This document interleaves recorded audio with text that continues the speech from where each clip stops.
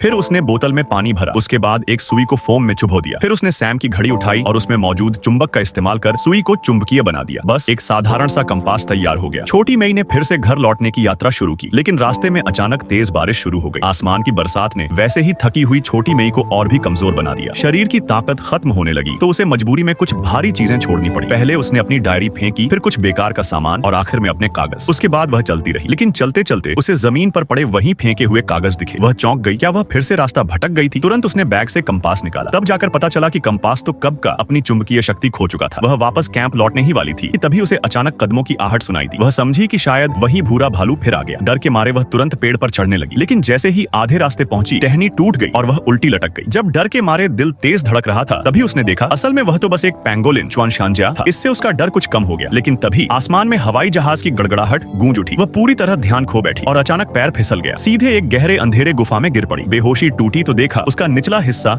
एक बड़े पत्थर के नीचे दबा हुआ है और सिर से खून बह रहा है। उसने बैग से पट्टी निकाली और सिर बांध लिया। फिर छोटे छोटे पत्थरों से बड़ी चट्टान को तोड़ने लगी। काफी मशक्कत के बाद कुछ टुकड़े टूटे और वह पैर बाहर निकाल सकी, लेकिन इस मेहनत से उसका शरीर टूट चुका था। थोड़ी देर आराम करने के बाद उसने चारों ओर नजर दौड़ाई। गुफा बहुत गहरी थी, उसके पास और कोई रास्ता नहीं था। वह एक खड़ी चट्टान तक पहुंची। नीचे सिर्फ गहरी खाई थी और कहीं चढ़ने का सहारा नहीं, लेकिन जीने के लिए उसे यही रास्ता चुनना पड़ा। जैसे ही वह आगे बढ़ी जमीन के पत्थर टूटकर गिरने लगे। वह भी तेजी से नीचे जा गिरी। खुशकिस्मती से पेड़ की शाख ने उसे बचा लिया। जब होश आया तो पूरा शरीर चोटों और नीले निशानों से भरा था और दाहिना पैर टूट चुका था, लेकिन वह जानती थी इस वीराने में लेटे रहना यानी सीधी मौत।